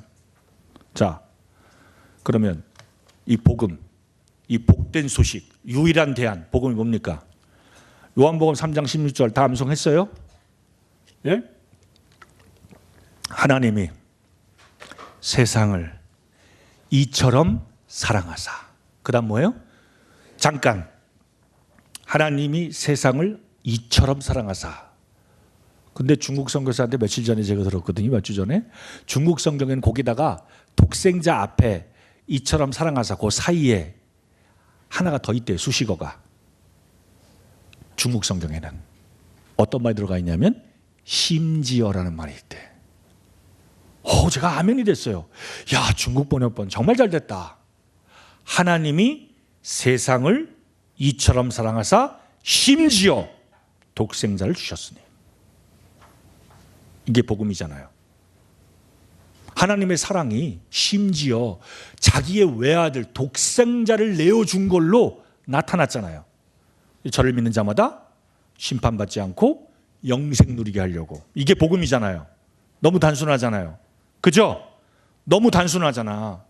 근데 그 독생자의 가치를 아는 사람이 그 마음에 하나님의 사랑을 깨닫게 되는 거예요. 독생자의 가치를 아는 사람. 그냥 막 지옥 가기 싫어가지고 너 이렇게 살면 지옥 가. 너 부모님 휴거됐는데 안 어떡하려 그래. 막 두려워서, 짜증나서, 아니면 막 그냥 나도 마음에 그냥 갈등, 의심 이게 더 이상 안 날라고. 그래가지고 예수님을 믿겠다고 결정하는 게 아니라 하나님이 나를 얼마나 사랑했냐를 심지어 외아들 독생자를 내주신 아무것도 부작용이 없는 성자 하나님이 날 위해 십자가를 죽으셨다는 거예요. 이 십자가의 사랑은 우리가 오해하면 하나님 아버지는 우리를 너무나 사랑하시고 사랑할 수밖에 없는 막 마음씨 좋은 할아버지처럼 생각하는 오해가 있는데 그런 거 아닙니다. 마치 내가 죄를 졌는데도 하나님은 날 사랑하셔.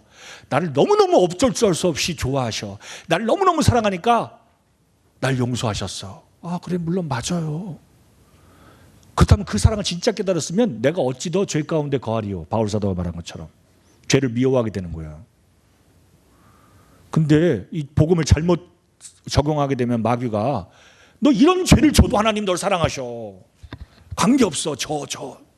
그럴수록 더욱더 냉담해지고 더욱더 하나님의 십자가, 그리스도의 십자가를 더욱더 가치 없게 만드는 거예요. 십자가는 하나님의 사랑만 보여진 게 아니라 하나님의 공의가 드러난 거예요. 하나님은 죄를 얼마나 미워하시냐면 혐오하시냐면 쉬운 말로 극혐이죠. 극혐. 뭐예요? 자기의 외아들을 십자가에 죽일 만큼 혐오하십니다.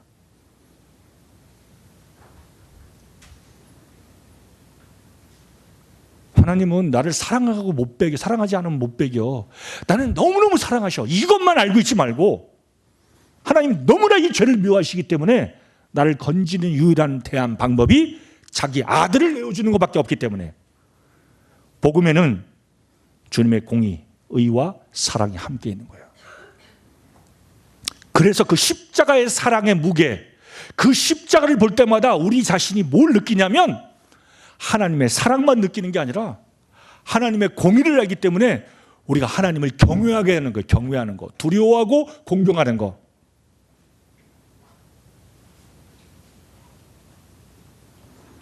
이 요한복음 3장 16절 뒤에 18절에 뭐라고 얘기합니까?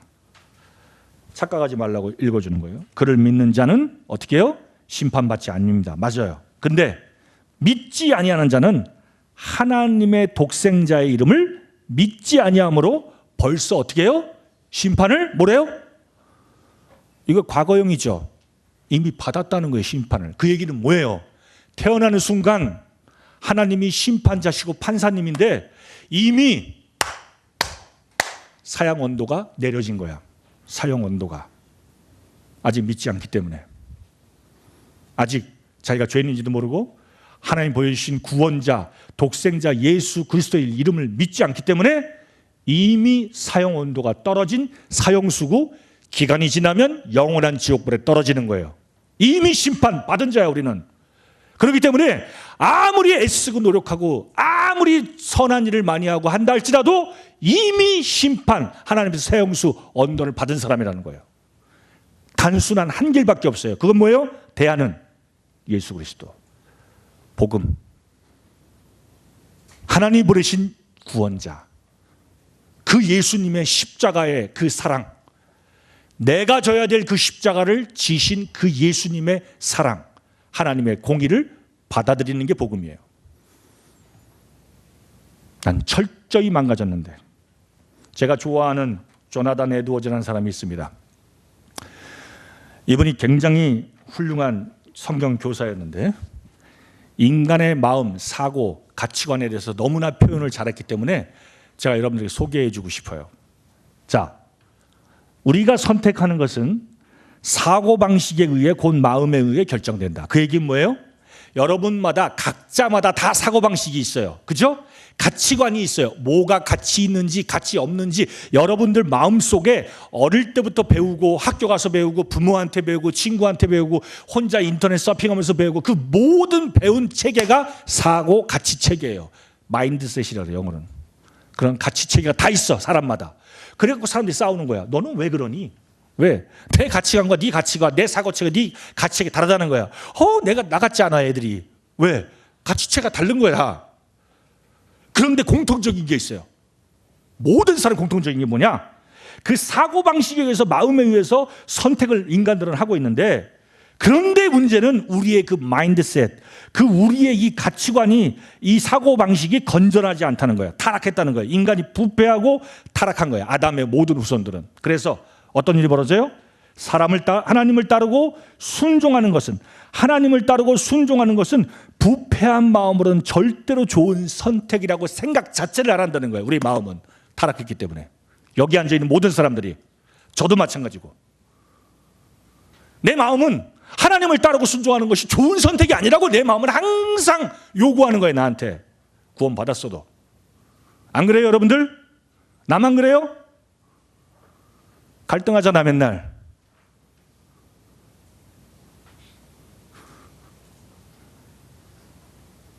그래서 자신의 마음이 하나님께 굴복하고 순종하는 것을 허락지 않는 거예요. 허락지 않겠다고 선택하는 거야. 내 마음은, 타락한 마음은 항상 늘 언제나.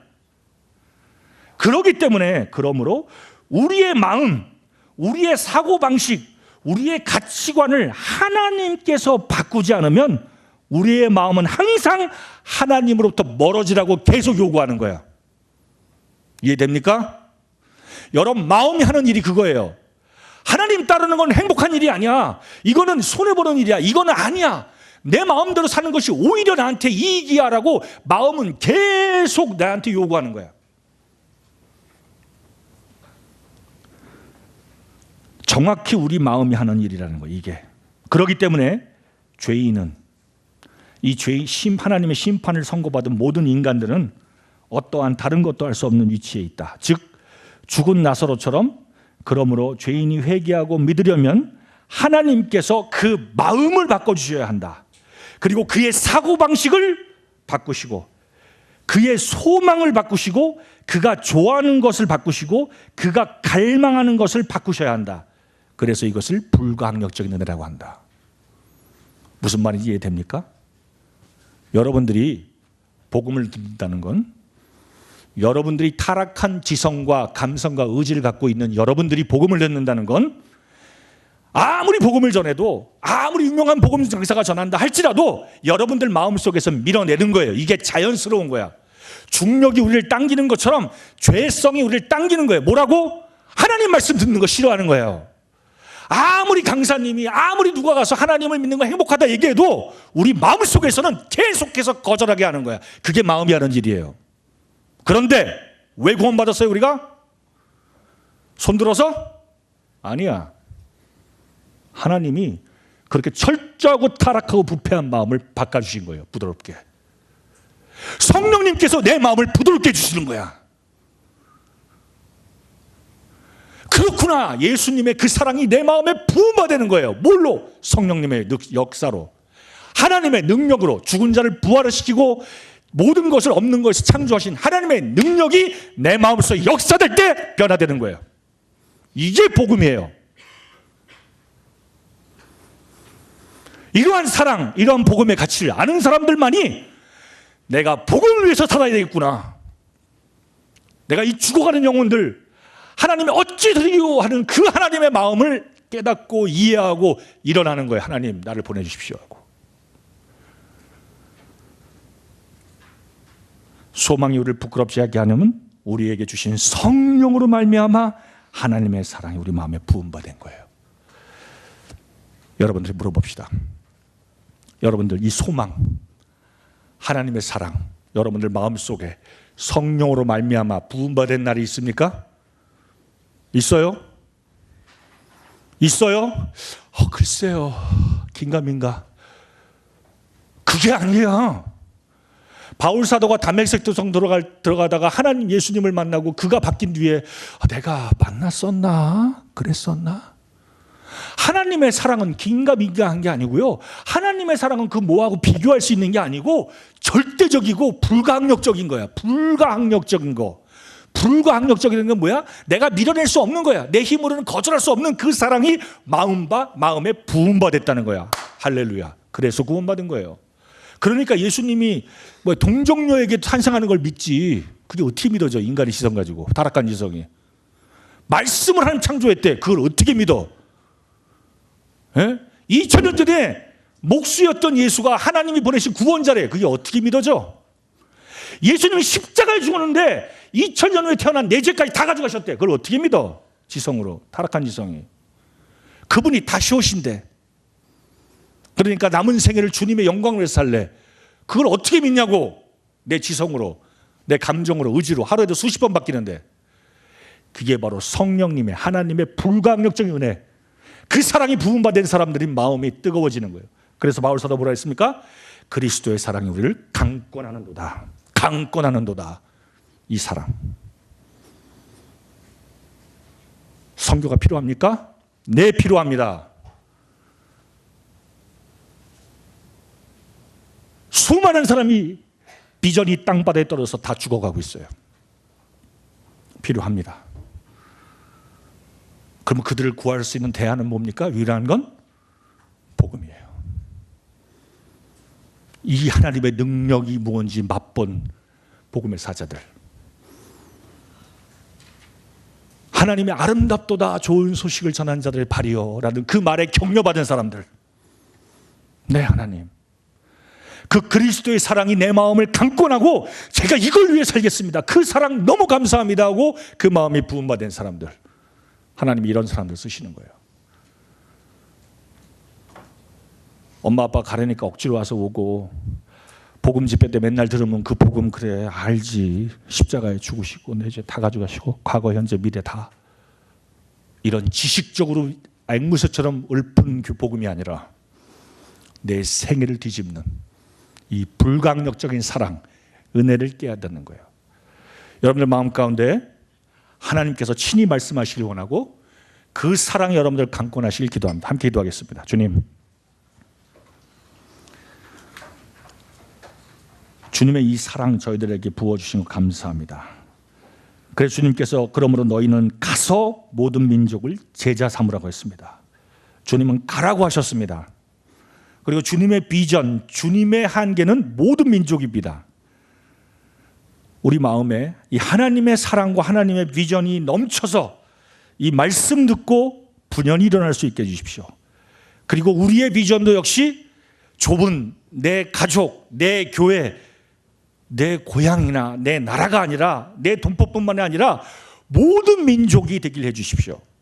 이것은 저희의 지성이나 감정이나 의지로 될 것이 아니라 하나님의 비전, 하나님의 사랑, 하나님의 거역할 수 없는 은혜만 가능한 것을 믿습니다. 주님, 이 시간 성령께서 여기 앉아있는 모든 학생들 마음속에 역사해 주십시오. 다시금 주님의 이 복음이 얼마나 가치 있는 것이고 불가항력적인 것인지 그 마음에 새롭게 해주십시오.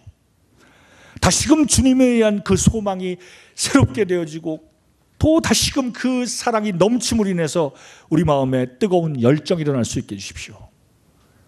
그래서 자발적으로 주님 앞에 자기 세계를 헌신하는 귀한 종들이 일어날 수 있도록 우리 사랑하는 학생들 마음속에 이 진정한 복음의 가치를 발견하게 하시고 유일한 대안인 이 복음을 다시금 인식할 수 있게 하시고 그 귀한 복음을 믿은 우리들이 이 하나님의 뜻과 비전을 쫓아 가서 모든 민족을 제자 삼는 이 놀라운 비전으로 인해서 그 마음속에 불탈 수 있게 해주십시오.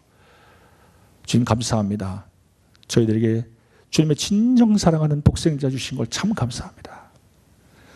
정말 저희들 타락하고 저주받아 마땅하고 우리의 지성, 감정, 의지로는 하나님을 결코 할 수 없는 자들이었는데 주님의 우리 생애 가운데 찾아오시고 주님 저희 완악한 마음을 부드럽게 하시고 저희의 좋아하고 저희의 타락한 이 갈망하는 죄의 이 모든 부분들을 주님께서 변화시켜 주셔서 우리 마음속에 복음을 들을 수 있는 그 마음이 되어져서 이 하나님의 사랑으로 감동하게 하시고 다시는 죄를 선택하는 것이 아니라 주님의 영광을 위해 살아갈 수 있도록 저희를 거룩한 부르심으로 부르신 주님 앞에 참 감사합니다. 이 시간 이 모든 학생들을 주님 앞에 올려드립니다. 이 하나의 마음속에 주님 말씀하시고 주님이 책망해 주시고 주님이 격려해 주시고 주님이 어루만져 주십시오. 그래서 이 시간 이 수업이 끝나면 주님의 사랑으로 가득 찰 수 있도록 성령께서 역사해 주십시오. 온전히 주님 앞에 감사를 드립니다. 존귀하신 예수님 이름으로 기도드렸습니다. 아멘. 수고하셨습니다.